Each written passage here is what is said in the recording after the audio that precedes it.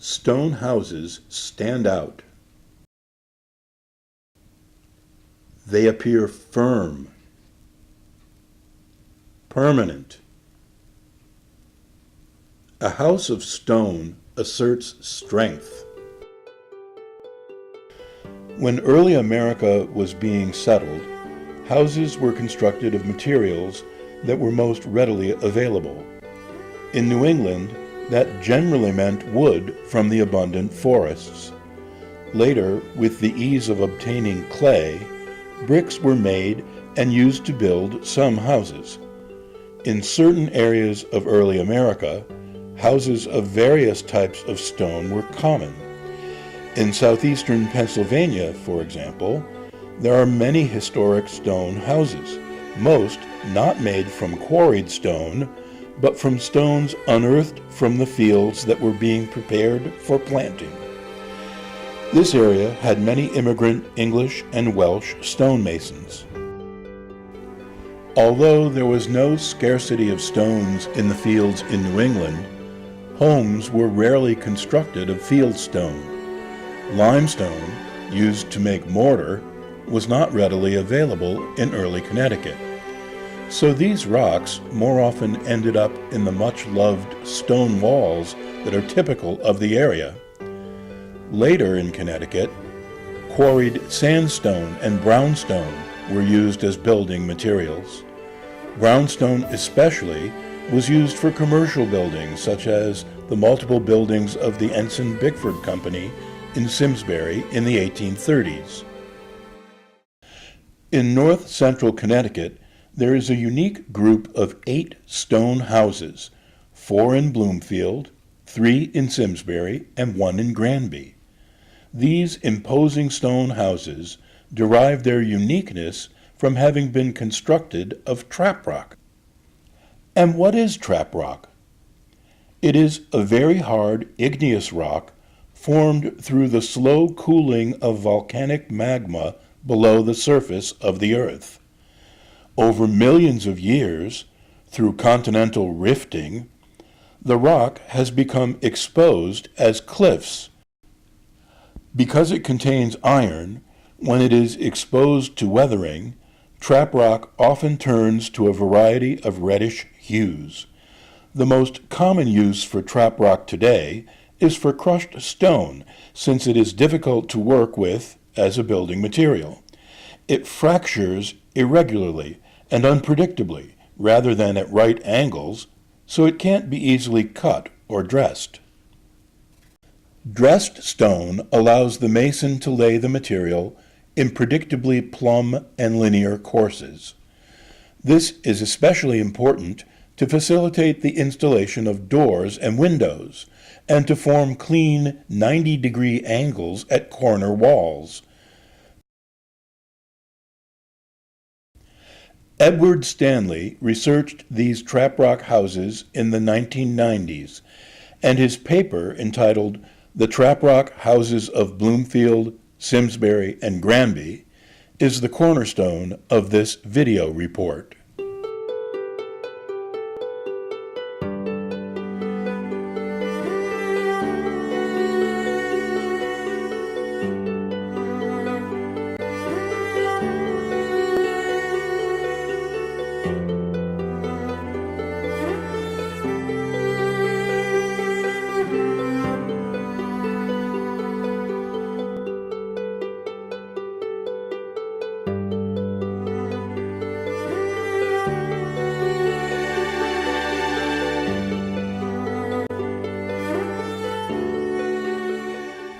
And where is traprock found? It turns out that it is in abundant supply near the 3 towns mentioned. The Metacomet Ridge is composed of traprock and extends from New Haven and Branford up through the Connecticut River Valley to Hadley, Massachusetts. Additionally, small ridges exist, such as this parallel ridge in Granby and Simsbury, extending down to Bristol. This ridge was the source of the traprock used in the West Simsbury and Granby houses, while the stone for the Bloomfield houses came from the Talcott Mountain Ridge. How and why Traprock was chosen for these houses is not known. They were all built within a short span of time, between 1830 and 1835.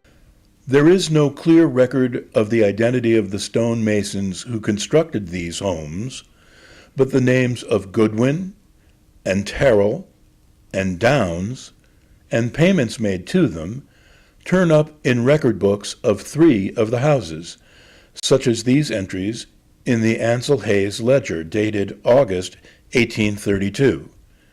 There are architectural similarities among the houses, so it is reasonable to hypothesize that the same stonemasons built all of them. All of the original owners of these houses were in the upper level of wealth in their respective towns, and were involved in agriculture on a relatively large scale. In all these houses, the Traprock displays a beautiful variety of colors: reds, blacks, grays, browns.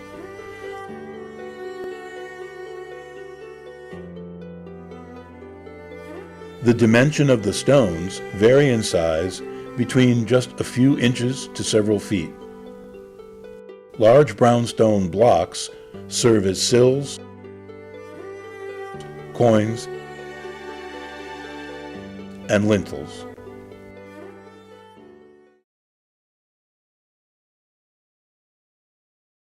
The Whiting Shepherd House in West Simsbury was constructed in 1830. Mr. Shepherd held many town offices, including selectmen, from 1833 to 1835.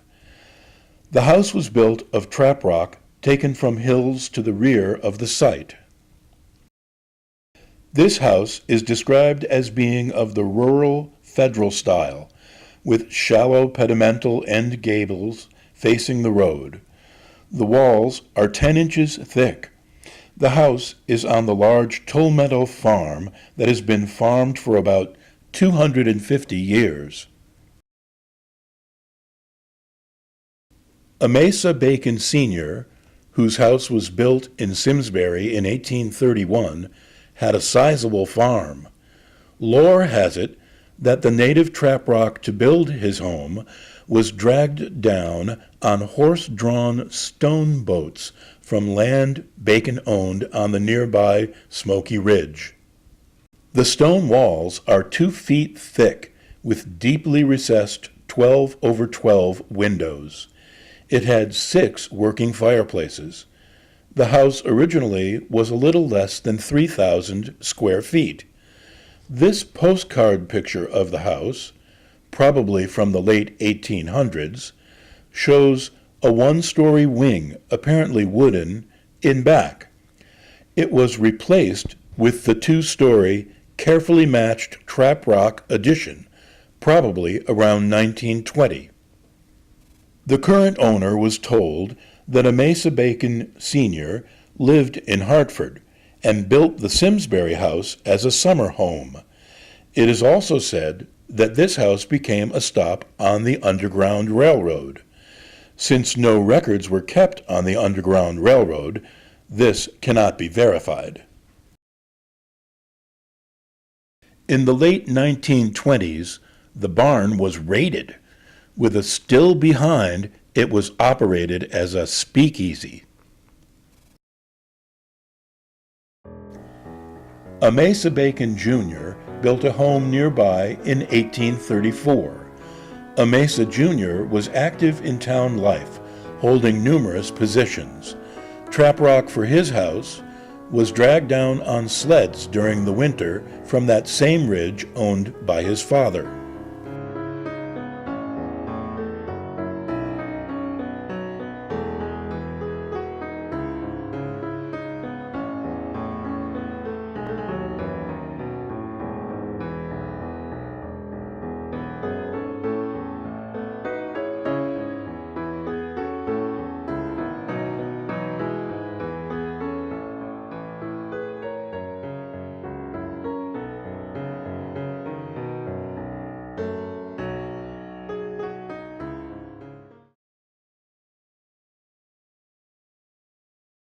Seth Hayes, a successful farmer, was from a family of early Granby settlers.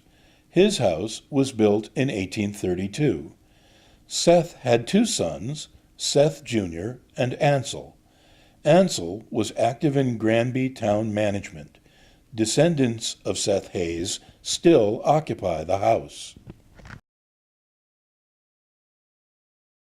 This house is on about 80 acres of land that extends southeast across Salmon Brook to what is now the McLean Game Refuge.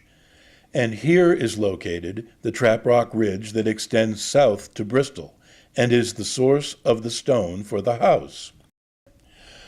A Seth Hayes and Son account book describes numerous payments to local townsmen who hauled rock off this ridge, along with payments to Terrell and Goodwin. The barn and other outbuildings date back to the same time as the house. The houses in Simsbury and Granby are predominantly of the Adam style, also called Federal style, with 5-bay facades and fanlight windows in the attic. In the words of Ed Stanley, this traditional style would befit the probably conservative tastes of the well-to-do farmers who had them built. The Captain David Grant home is the first of the Bloomfield Houses. Grant was a prosperous farmer, legislator, and staunch churchman. A stone plaque on the front of the house displays the date 1823, but Ed Stanley concludes, research through land deeds, vital records, and a published family history established this date is 1833. The Traprock structure was added to a 1723 salt box house as a wedding gift to his son, David Wadsworth Grant, and a heart-shaped stone on the highest point of the gable commemorates the marriage. David Wadsworth Grant is credited with planting the maple trees along the road that gives the street its name. The old saltbox structure was replaced in 1937. The Francis Jillette House was also built in 1833. Like Grant, Jillette was a successful farmer and legislator, but is best known as a fearless and eloquent abolitionist. His house became a stop on the Underground Railroad, a fact that is quite well documented. The last private owner of the house sold it to the Connecticut General Life Insurance Company that owned the adjacent land, but she continued to live there until her death in 1971. After remaining vacant for many years, the company decided to move the house in order to preserve it. Taking 5 days, the house was moved 5/8 of a mile north, parallel to Bloomfield Avenue.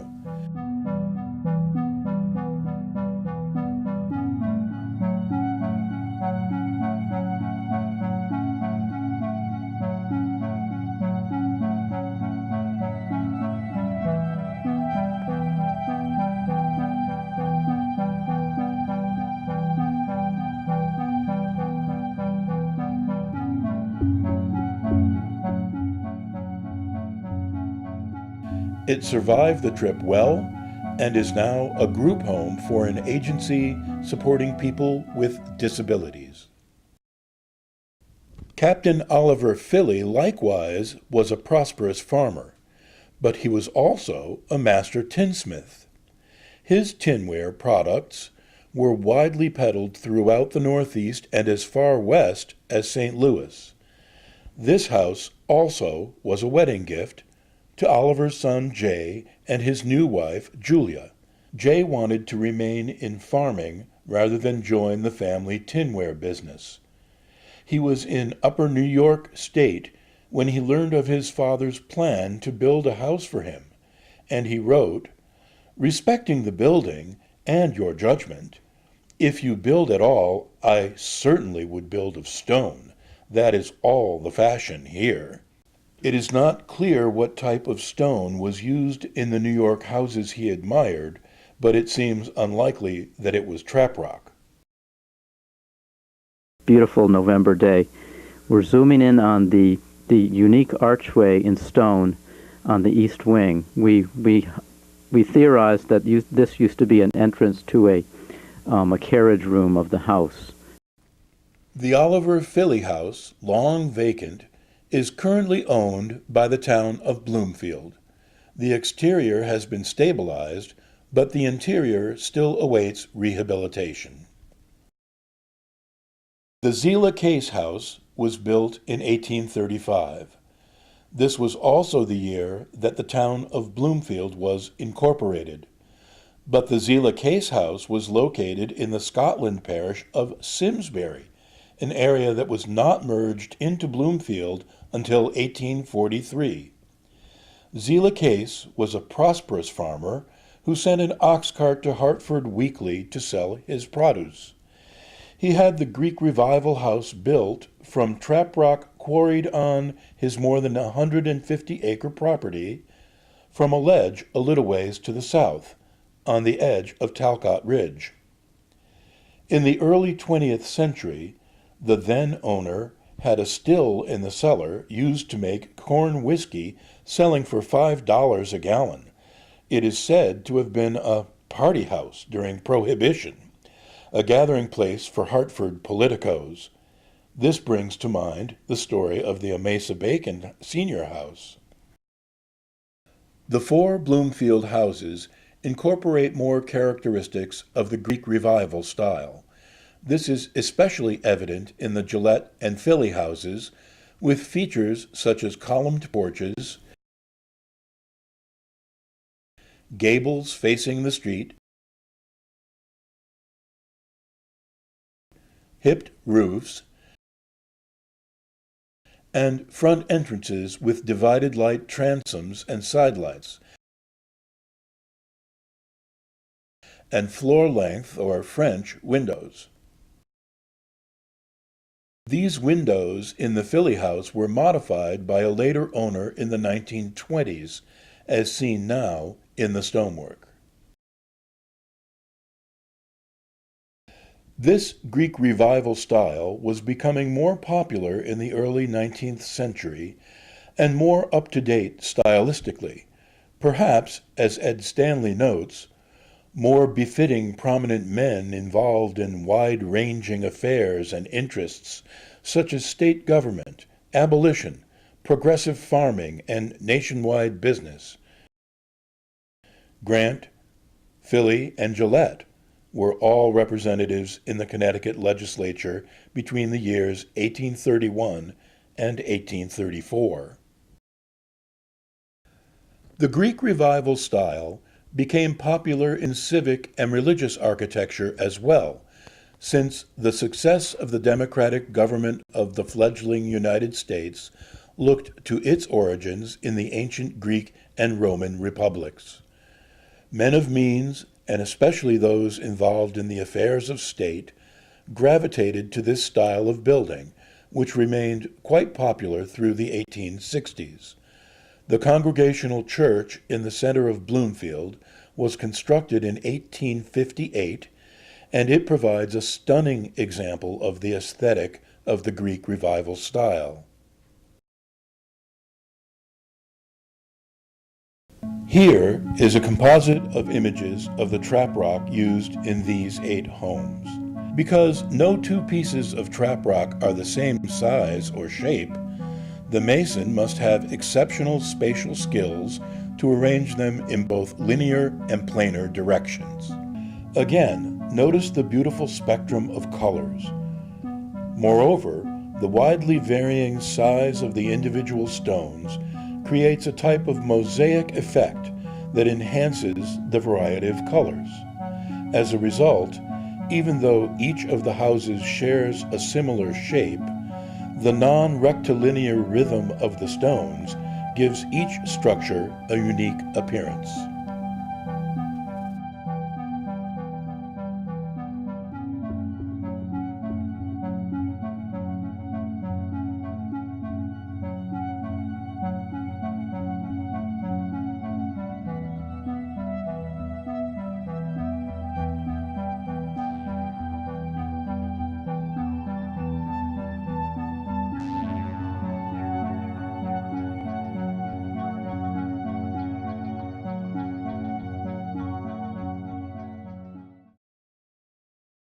We know of no other houses in the area to have been built of Traprock. A schoolhouse next to the Whiting Shepherd House in Simsbury was built of Traprock in 1845. It was used as a school until the 1930s, at which time it became a private residence. And the Southwest District Schoolhouse in Bloomfield was constructed of Traprock in 1858 by the town poor under the direction of Captain David Grant, who had been contracted to care for the town poor. It is unrelated to the Traprock house construction. Recently, it has been reported that the Jesse Hurd House in Middle Haddam, Connecticut, appears to have been built of Traprock about 1812. Hurd was a wealthy merchant and a sea captain. Nothing is known of the builder. Further research on this house is underway.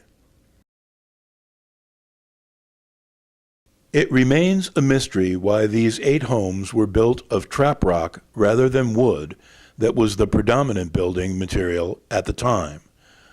Wood was not only easier to obtain, but far easier to work with, and there certainly were not many skilled stonemasons who had worked with Traprock in the area. Ed Stanley believes that it is likely the same stonemasons built the 8 homes.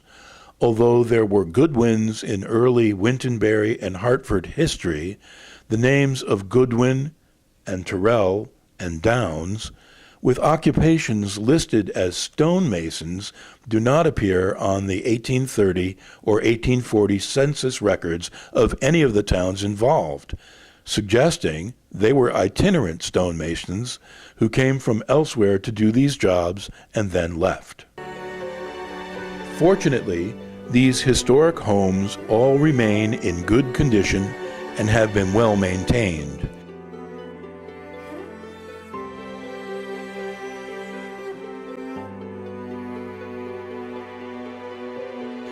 Two are on the National Register of Historic Places, the Francis Jillette House and the Captain Oliver Philly House. But all are part of our community's tangible past and deserve to be preserved and enjoyed.